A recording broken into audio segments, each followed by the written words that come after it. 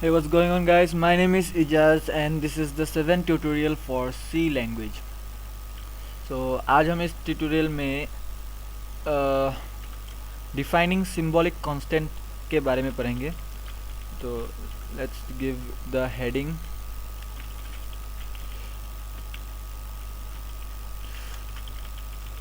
Defining symbolic constant. So symbolic constant एक constant term है जो हम लोग अपने प्रोग्राम में यूज़ करेंगे. फॉर एग्ज़ाम्पल, और उससे पहले हम लोग उस चीज़ को क्यों यूज़ करते हैं. तो पहले मैं एक प्रोग्राम लिखना चाहता हूँ ताकि उसमें जो प्रॉब्लम्स आते हैं वो पता चले और उसके बाद हम सिंबॉलिक कांस्टेंट को समझे. सपोज़ एक आपने प्रोग्राम लिखा है जो एक सर्कल का एरिया और सरकमफ्रेंस आपको बताता है. So let's take a variable radius. अभी आपका सपोज मैंने यहाँ पे इंट डाटा टाइप में लिया है, मतलब वो इंटीजर टाइप का होगा रेडियस. ठीक है, ओके. देयरफॉर और फ्लोट. अभी एरिया जो निकलेगा उसका फॉर्मूला है पाई. सर्कल का फॉर्मूला है पाई आर स्क्वायर. तो जो वो फॉर्मूला होगा वो एक डेसिमल पॉइंट में भी आ सकता है. तो हम लोग को तो एरिया को फ्लोट डाटा टाइप में इंक्लूड करना पड़ेगा. एरिया एन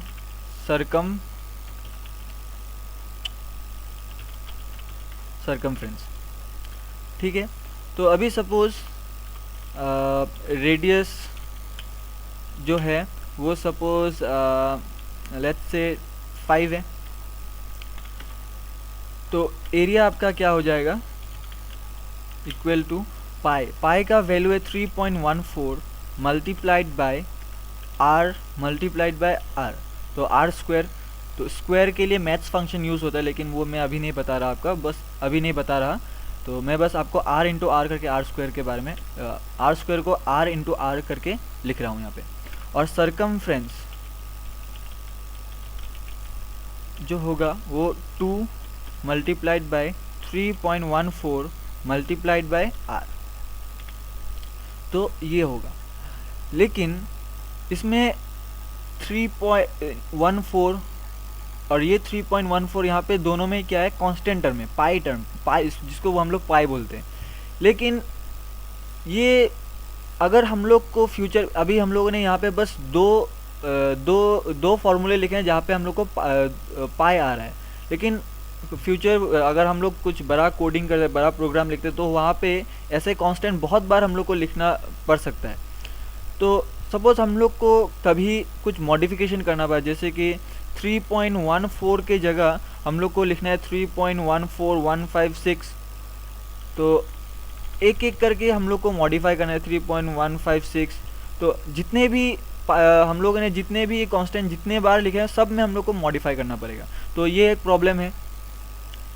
और सेकंड प्रॉब्लम जो ये हम लोग को समझने के लिए थोड़ा सा मतलब प्रॉब्लम हो जाती है कि यहाँ पे 3.14 पता, किसी को पता हो भी सकता है, नहीं भी हो सकता है. यहाँ पे 2 इंटू 3.14 इसको समझने के लिए थोड़ा प्रॉब्लम हो जाता है कि ये क्या चीज़ है, पाई है कि या फिर क्या है. तो इसमें अगर हम लोग जनरली इस तरीके से लिखते हैं तो हम लोग को दो प्रॉब्लम मिलते हैं. एक है मॉडिफेबिलिटी, जिसको हम लोग मॉडिफाई करने के लिए हम लोग को बहुत प्रॉब्लम हो जाता है. नेक्स्ट जो प्रॉब्लम हो अंडरस्टैंडेबिलिटी, तो हम लोग को समझने के लिए प्रॉब्लम होता है. तो इसके लिए सी लैंग्वेज में क्या किया गया है कि हम लोग सिंबॉलिक कांस्टेंट डिफाइन करते हैं, जिससे कि हम लोग इस 3.14156 के जगह बस हम लोग एक सिंबल जो हम लोग डिफाइन करेंगे, वो सिंबल अगर आप लिखेंगे तो वो वैल्यू, उसके साथ जो वैल्यू आपने असाइन किया है तो वो वैल्यू यहाँ पे उस सिंबल के जगह वो वैल्यू यहाँ पे मल्टीप्लाई होगा. फॉर एग्जांपल मैंने इसको यही चीज़ लिखना है, लेकिन मैं आपको बताता हूँ कैसे लिखना है. तो हम लोगों ने जब स्ट्रक्चर ऑफ सी लैंग्वेज पढ़ा था, स्ट्रक्चर ऑफ सी प्रोग्राम पढ़ा था, तो मैंने यहाँ पे बताया था कि डिफाइन एक कांस्टेंट डिफाइन कहाँ पे किया जाता है, तो वो लिंकिंग सेक्शन के बाद जो सेक्शन है उसमें डिफाइन करते हैं. आप कहीं पे भी डिफाइन कर सकते हैं, लेकिन फॉर जो program for comfortable, for your comfortable हम लोग यहाँ पे डिफाइन करते हैं।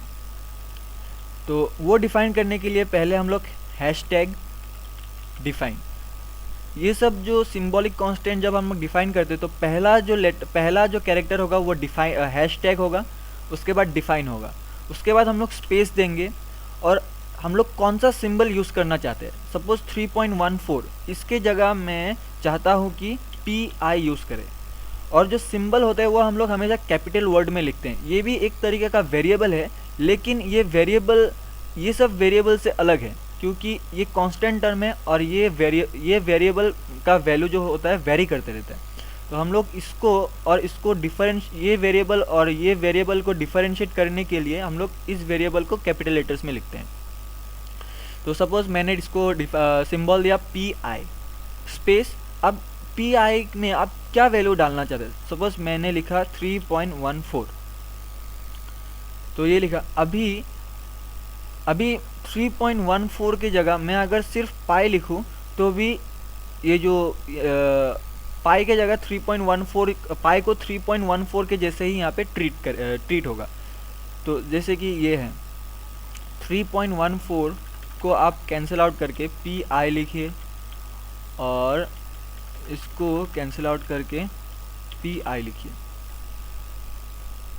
और यहाँ पे 2 मल्टीप्लाई बाय 2πr। तो देखिए अभी हम लोग को कितना इजी हो चुका है कि अगर अभी हम लोग को यहाँ पे इस पाई के वैल्यू को मॉडिफाई करना है तो हम लोग बस यहाँ पे जाके 3.14156 लिख दीजिए, एक बार लिखिएगा तो यहाँ पे भी चेंज होगा, यहाँ पे भी चेंज हो जाएगा। तो आपको इतना मेहनत नहीं करना पड़ा, तो मॉडिफेबिलिटी में आपको ईजी हो गया। पहला प्रॉब्लम था वो हट गया। अभी अंडरस्टैंडिंग के लिए देखिए आपको यहाँ पे अच्छे से समझ में भी आ रहा है कि area is equal to pi r square और circumference is equal to 2πr। तो इसलिए हम लोग सिंबॉलिक कांस्टेंट यूज़ करते हैं। और सिंबॉलिक कांस्टेंट लिखने का तरीका मैंने आपको यहाँ पे बताया कि पहले हैशटैग डिफाइन, और हैशटैग और डिफाइन के बीच में कोई भी स्पेस नहीं होगा। स्पेस होने से ये आपको एरर दिखा देगा, तो स्पेस नहीं होगा। Hashtag define without any space, उसके बाद डिफाइन के बाद स्पेस आएगा, उसके बाद आप कांस्टेंट कौन सा सिंबल यूज़ करना चाहते हो कि कौन से वैल्यू के लिए, तो ये वो सिंबल आप यहाँ पे लिखेंगे। मैंने जैसे कि पाई लिखा है PI, आप यहाँ पे कुछ भी लिख सकते हैं, P लिख सकते हैं, PO लिख सकते हैं, कुछ भी लिख सकते हैं, लेकिन हम लोग प्रेफर करते हैं कि वो हम लोग कैपिटल लेटर्स में लिखें ताकि समझने के लिए इजी हो। उसके बाद सिंबल लिखने के बाद हम लोग स्पेस देंगे और उस सिंबल में आप कौन सा वैल्यू इनपुट करना चाहते हो तो वो वैल्यू हम लोग यहाँ पे लिखेंगे। ठीक है, तो लेट्स अभी इसको रन करके देखते हैं। printf the area of the circle is, अभी ये एक मैसेज है, the area of the circle is, जो कि हम लोग इन्वर्टेड कॉमा के बीच में लिखते हैं जैसे मैंने पहले बताया। उसके बाद हम लोग the area of the circle is, जो एरिया है वो उसका वैल्यू हम लोग यहाँ पे प्रिंट करना चाहते, तो यहाँ पे हम लोग उसको क्या बोला जाता था, कंट्रोल स्ट्रिंग, तो यहाँ पे हम लोग कंट्रोल स्ट्रिंग लिखेंगे। ठीक है, ये हो गया। अभी फुल स्टॉप। अभी हम लोग जो फिर सर्कमफ्रेंस जब हम प्रिंट करेंगे वो हम लोग चाहते हैं कि वो दूसरे लाइन पे प्रिंट हो, तो दूसरे लाइन में प्रिंट होने के लिए हम लोग को एक सिंबल लिखना पड़ेगा, उसको बोला जाता है \n। तो इससे हम लोग न्यू लाइन में शिफ्ट हो जाएंगे। ठीक है, अभी इस D में हम किसका वैल्यू देखना चाहते हैं, एरिया का वैल्यू देखना चाहते हैं। तो लेकिन यहाँ पे देखिए एरिया जो है वो मैंने फ्लोट डाटा टाइप में शामिल किया है, तो यहाँ पे D के जगह क्या आएगा, F आएगा। और यहाँ पे वेरिएबल नेम, तो वेरिएबल क्या था, एरिया। ठीक है, ओके। तो अभी हम लोग सर्कमफ्रेंस को प्रिंट करेंगे, तो इसको आप कॉपी कीजिए, इतना कौन लिखने जाएगा, वैसे ही मैं बहुत लेज़ी इंसान हूँ। ओके, तो इसमें वेरिएबल आएगा सर्कमफेरेंस,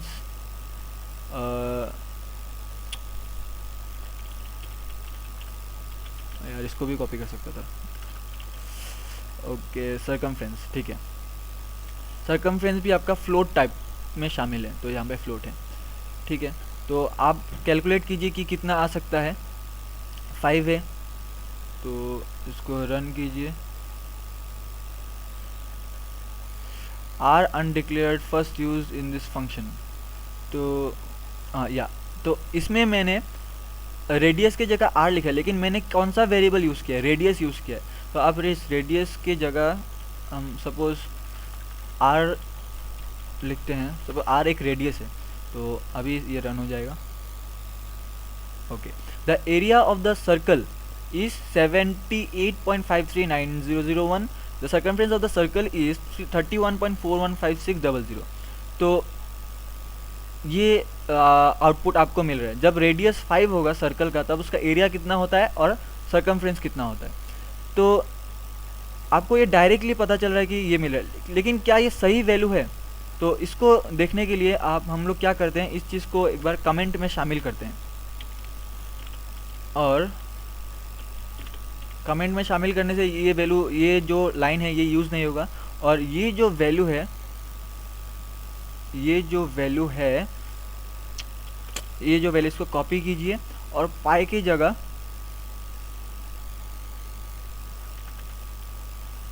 की जगह पेस्ट कीजिए।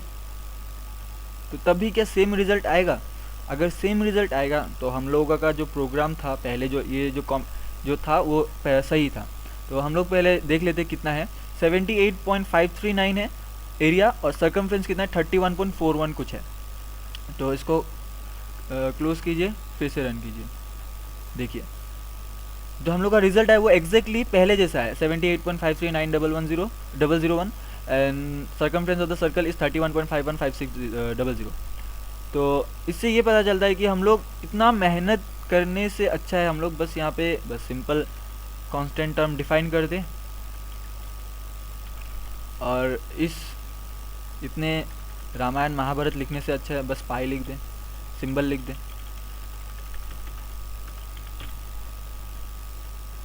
तो यही था defining symbolic constant. I think इससे आपको समझ में आ गया। अगर कोई प्रॉब्लम है तो कमेंट कीजिए, and thank you guys for watching the tutorial.